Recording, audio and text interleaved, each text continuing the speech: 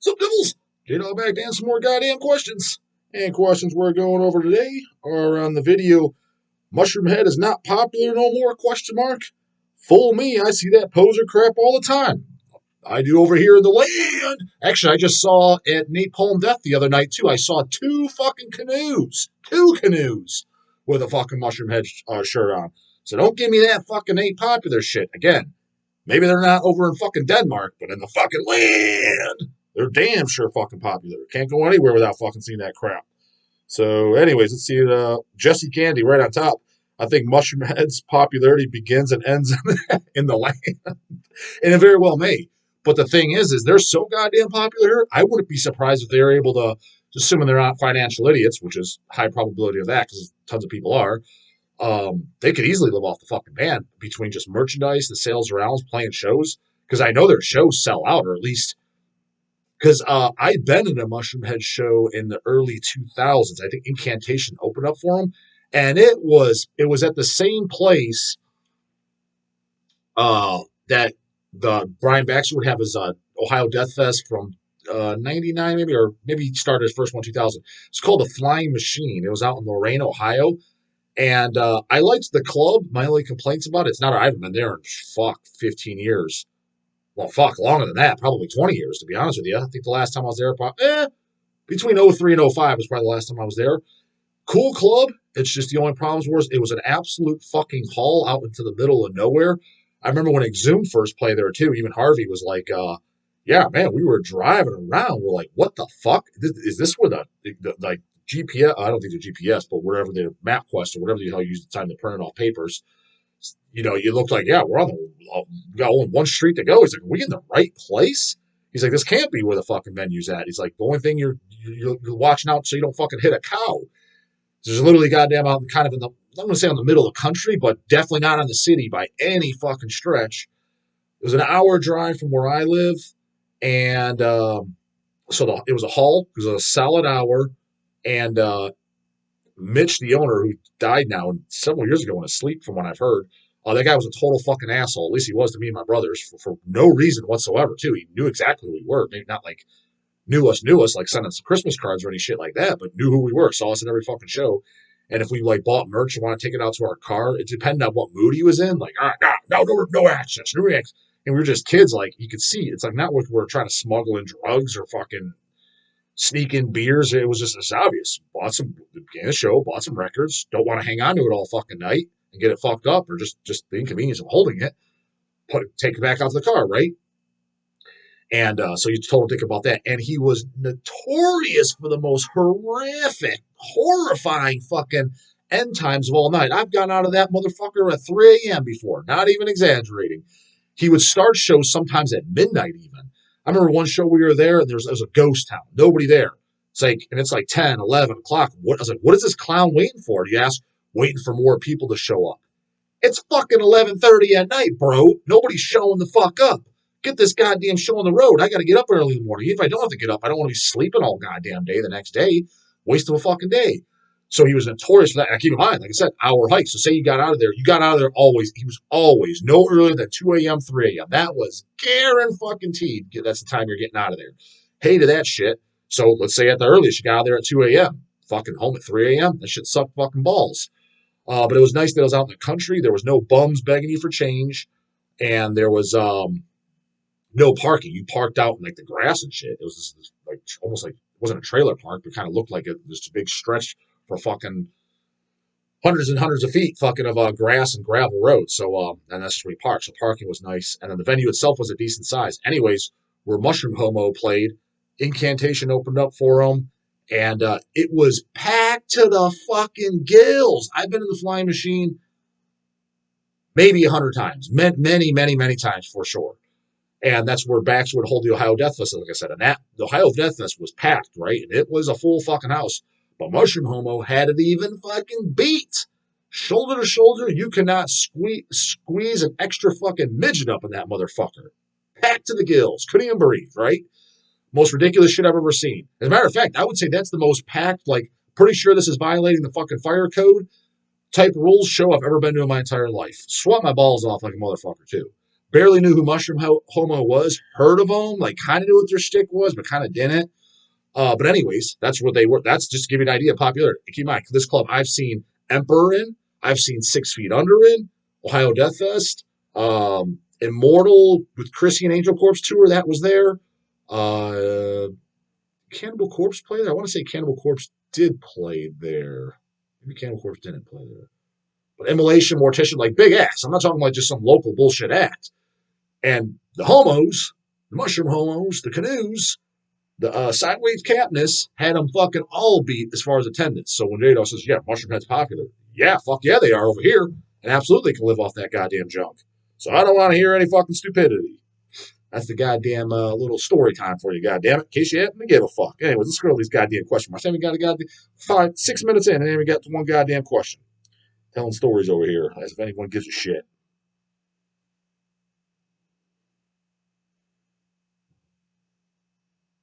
David Kelly, question mark. Hey, J-Dog, how about 5 or 3 videos in a row without bringing up new metal poser talk over and over, brah? Yeah, we'll see.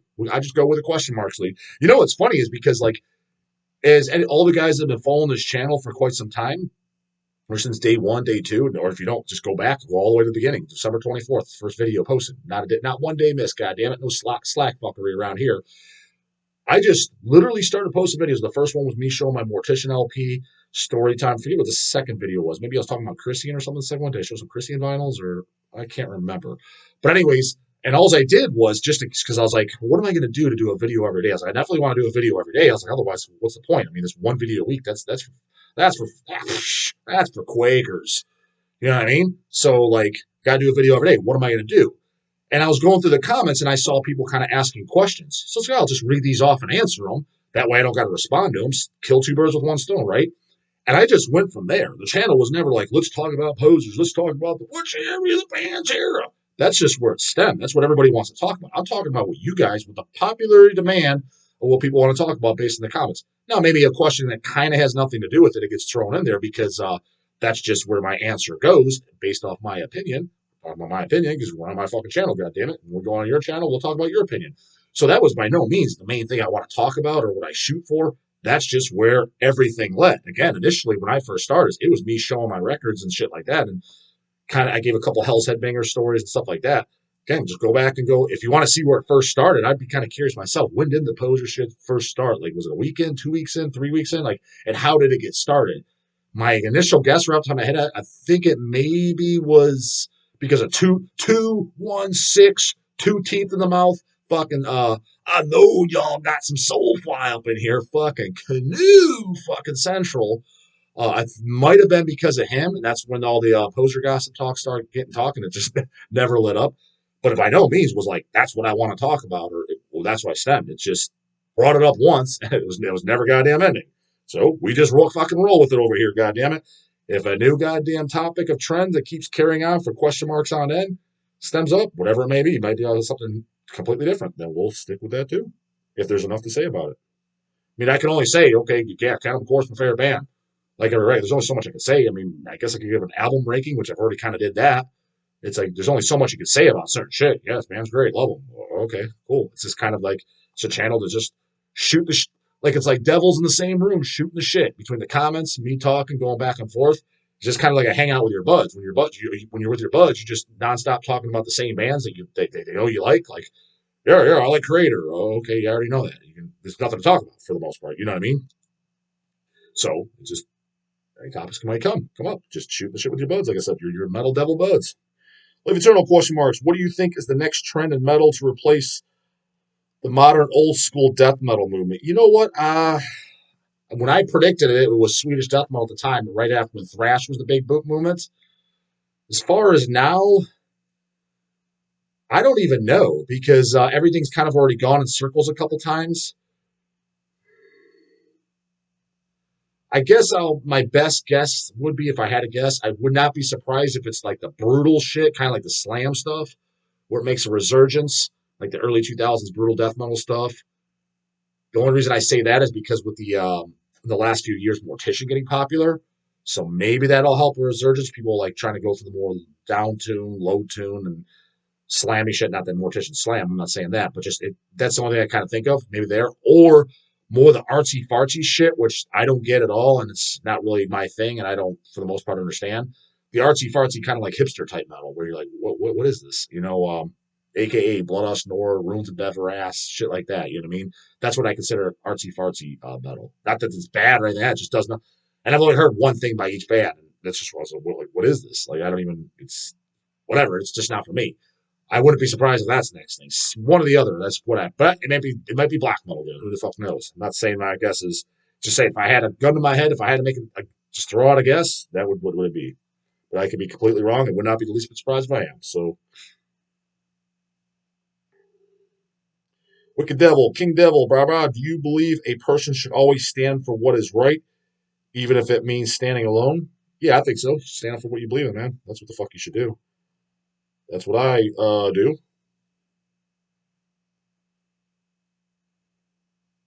Kmart got J Dog. Thoughts on the 2021 Last Days of Humanity horrific compositions of decomposition? Um, I've kind of answered that already, but it's the Last Days of Humanity was in the category of, like I said, I specifically bring these up because there's a band I use as an example. The time was Broad Quinn and like even Malignancy, real brutal bands to where it's like I didn't need 20 albums by, but not only that, the only thing that was standoffish a little bit about Last Days is on the after the second album, it seemed like they went for more extremity for songs. Means you got it. You're like, whoa, yeah, this is some pretty fucking extreme shit. I was like, but I can't really tell the songs apart on these albums. As opposed to the first two, I could. And there was a lot of catchy, memorable breakdown parts. You could get fucking air guitar, bang your head, dude, tap your foot too, that type of shit. As opposed to the later ones, it was just all monotonous, just blast and brutality, which sounds kind of cool, but I was like, it's just kind of one long song. Not only that, and I could be wrong on this, but from my memory serves me, I remember the triggers kind of sounded like fucking ass on the later ones, where I'm like, this is a little too clickety to my liking. Not saying I don't like any albums that have kind of ass sounding triggers. I do. I prefer they had non ass sounding triggers, but that's what I got. I just so happen to still like the songs. Prime example is Chrissy and Ageless Venomous. That's the fourth Christian album. Uh, the only thing I don't like about the album is the production and specifically on the drums. The triggers sound like a fucking typewriter, sound like complete dog shit. But the songs themselves are actually really good. They're really, really catchy, really, really good songwriting on that album. But just the production, that's an actual album. If they were to go back and re-record it, I would say is acceptable because it legitimately is. And they don't like. I was just talking to all three of the Christian brothers when they're back here. Hanging out with them for a couple hours backstage, shooting the shit, getting to catch up on times, you know what I mean? Haven't seen them. The last time I saw him was probably about 8 years ago when I talked to him. So, just catching up. And even Moises said himself, yeah, they hate how that record sounds. Like that wasn't, he's like, they wait, what did he say when the production got put together? They weren't there for it to do the mix or whatever. But yeah, they didn't like it all how it turned out. So I would say, and neither did the fans. So it's kind of an equal agreement as opposed to like, Sodom and the Sign of Evil. I'm sure the band thinks this sounds like shit, but all the fans are like, this is the greatest thing ever, right? Especially the Old Devils. And I agree. That is the best fucking thing about Sodom and fantastic fucking masterpiece, right? Possessed Cemetery. This sounds like shit. No, it don't. Sounds fucking great. Don't touch it. Don't try to change a goddamn thing. Bonded by blood. That need to be recorded. No, what the fuck? What? Sounds completely fine. What the fuck are you talking about? But that was the band's perspective, just because their bands are their own worst critics, just the way it always has been, probably always will be.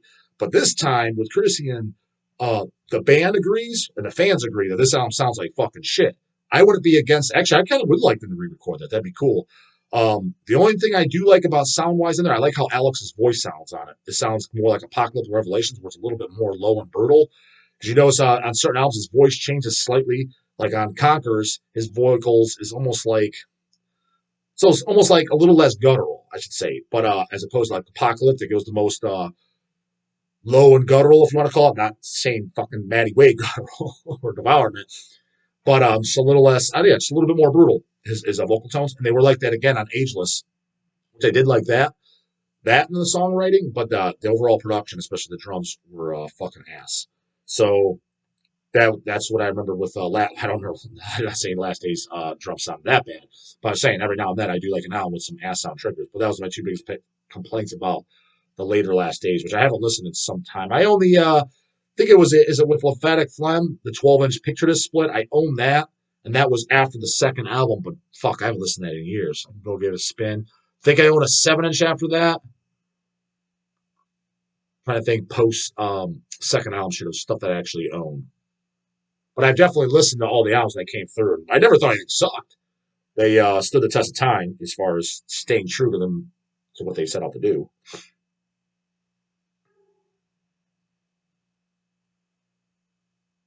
RJCJ Rock, Mushroomhead are definitely not that popular anymore. Like, are you in the land, RJ?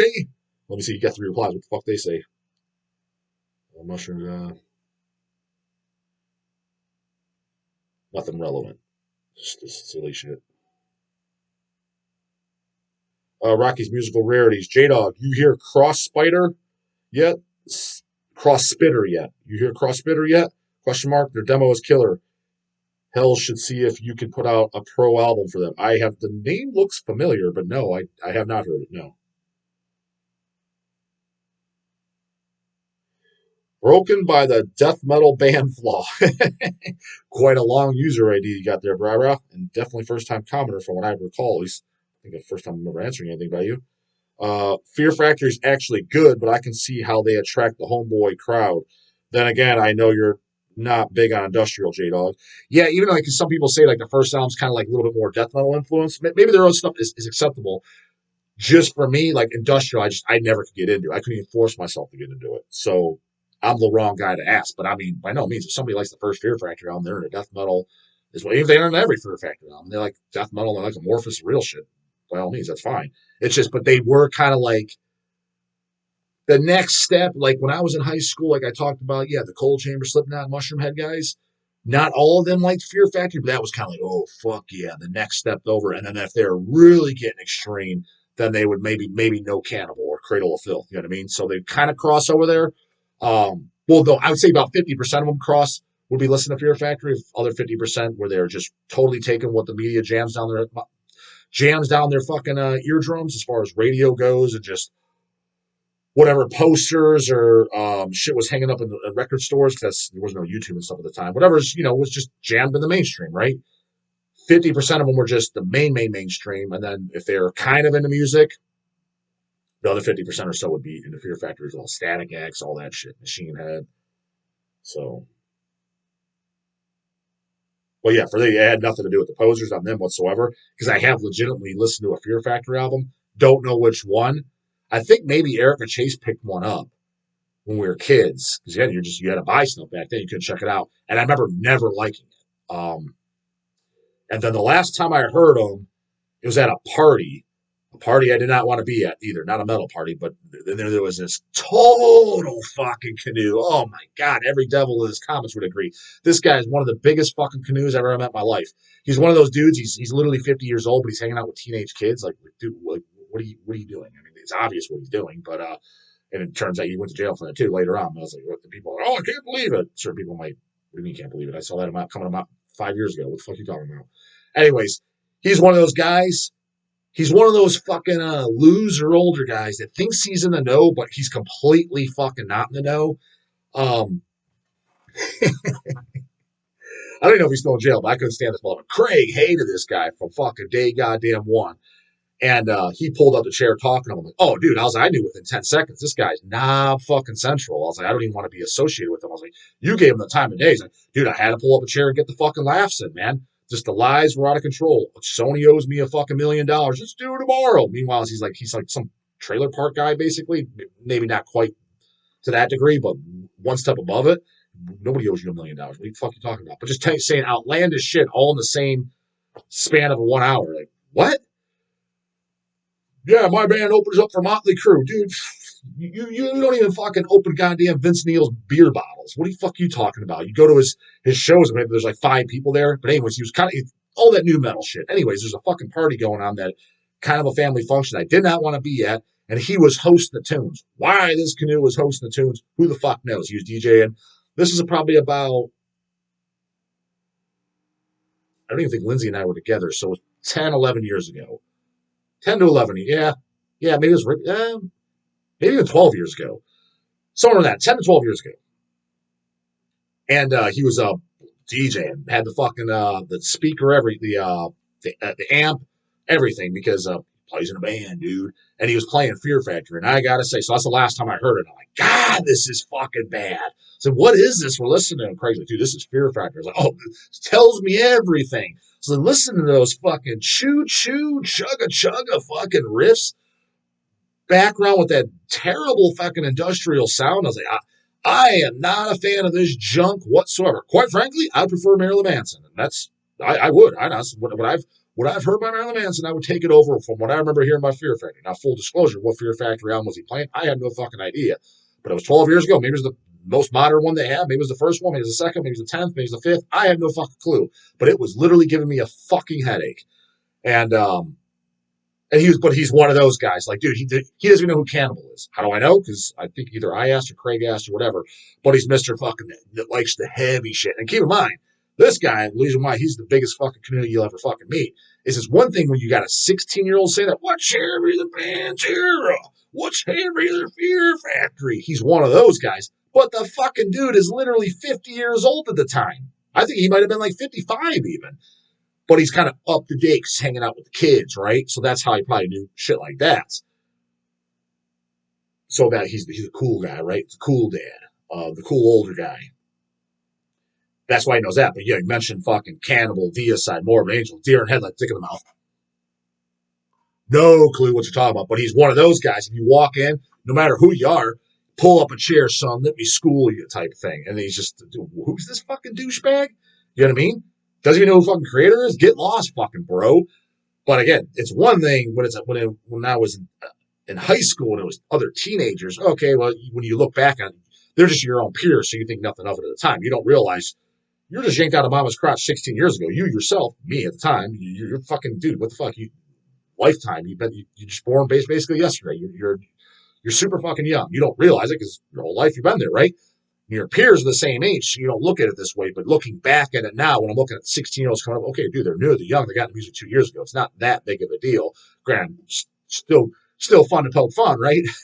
But nonetheless, I can understand. But when it's a 50-year-old fucking man saying that, get lost, bro. You get no pass, no fucking excuse whatsoever. So, yeah, just get lost. Anyways, that's it for this one. Devils, comments, questions, concerns, you go do. Put in the comments box, get an answer bright in the morning. Later, goddammit.